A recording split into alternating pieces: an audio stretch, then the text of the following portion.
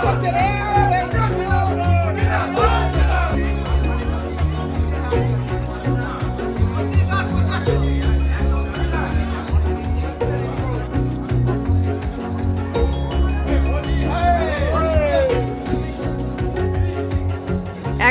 দিনের লড়াই, দীর্ঘ আন্দোলনের পর অবশেষে জয়।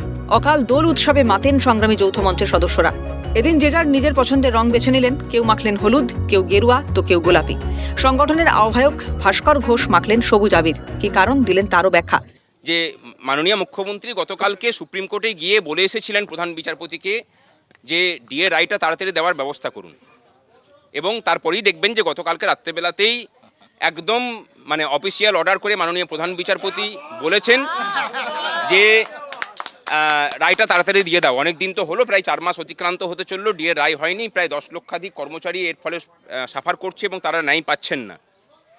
আমরা মাননীয় মুখ্যমন্ত্রীকে ধন্যবাদ জানাচ্ছি যে সুপ্রিম কোর্টে আপনি গিয়ে পরে কর্মচারীদের এই ডিএ রায়টাকে যেভাবে ত্বরান্বিত করে এলেন, সেই খুশিতে আমরা আজকে সবুজ আবির রেখেছি। 2026-এর 31শে মার্চের মধ্যে বকেয়া ডিএর 25% মিটিয়ে দেওয়ার নির্দেশ দিল সুপ্রিম কোর্ট।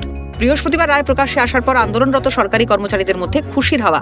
ঘেউ ঘেউ ঘেউ ঘেউ ছিনিয়ে নেব মোদের দিয়ে, উঠুক ঢেউ উঠুক ঢেউ উঠুক ঢেউ উঠুক ঢেউ। ধর্মতলার অবস্থান মঞ্চে চলল মিষ্টিমুখ। তাদের কথায় দেশের সর্বোচ্চ আদালত জানিয়ে দিল ডিএ সরকারি কর্মচারীদের ন্যায্য অধিকার। এটা আংশিক জয় না, এটা আমাদের 100% জয়। এই কারণে ডিএ যে আমাদের অধিকার, ডিএ যে আমাদের পাওনা ছিল, এইটাকে কিন্তু সুপ্রিম কোর্ট মান্যতা দিয়েছে, তাই 100%। এইবার কথা হচ্ছে, আমার যদি 1 লাখ টাকা বাকি থাকে তার উপর 25%, তার মানে 1 লাখ টাকা যে আমার ডিউ ছিল সেইটাই কিন্তু সুপ্রিম কোর্ট মান্যতা দিল।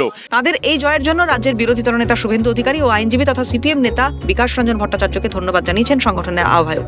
তার কথায় যেভাবে তারা সহযোগিতার হাত বাড়িয়ে দিয়েছেন, তাতে এই জয় প্রত্যাশিতই ছিল, দীর্ঘ লড়াইয়ের জয়। এটা প্রত্যাশিত ছিল। যেভাবে আমরা আজকে বিশেষ করে ধন্যবাদ দেব বিরোধী দলনেতাকে, যেভাবে কর্মচারীদের পক্ষে নামকরা উকিল দাঁড় করিয়েছে নিজের পকেটের পয়সা খরচা করে।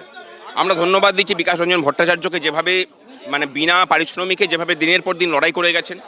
আমরা ধন্যবাদ দিচ্ছি সমস্ত কর্মচারী সংগঠনগুলোকে, বিশেষ করে কনফেডারেশন, ইউনিটি ফোরাম এবং রাজ্য সরকারি কর্মচারী পরিষদ, যেভাবে তারা দীর্ঘদিন থেকে এটাকে লড়াই করেছেন। এবং আমরা অন্তিম মুহূর্তে যোগ হয়ে এই রায়টাকে ত্বরান্বিত করতে সাহায্য করেছি তাদেরকে। আজকে সকলের মিলিত প্রচেষ্টার জয়, এটুকু বলতে পারি। এবং আমরা এই রায়ে প্রত্যাশিত ছিল। টাইম ফ্রেমটা নিয়ে 31শে মার্চের মধ্যে 25% মেটাতে বলেছে, বাকিটা মেটাতে বলেছে মে মাসের মধ্যে একটা রিপোর্ট হবে, তারপরে হবে। যে কমিটি প্রাথমিকভাবে কনস্টিটিউট হয়েছে তাদেরকে নিয়ে আমাদের কোনো সন্দেহ নেই, তারা অত্যন্ত দক্ষ এবং যোগ্য এবং নিরপেক্ষভাবে কাজ করবেন বলে আমরা মনে করি। ভালো লাগছে, একটা দীর্ঘ লড়াইয়ের জয়।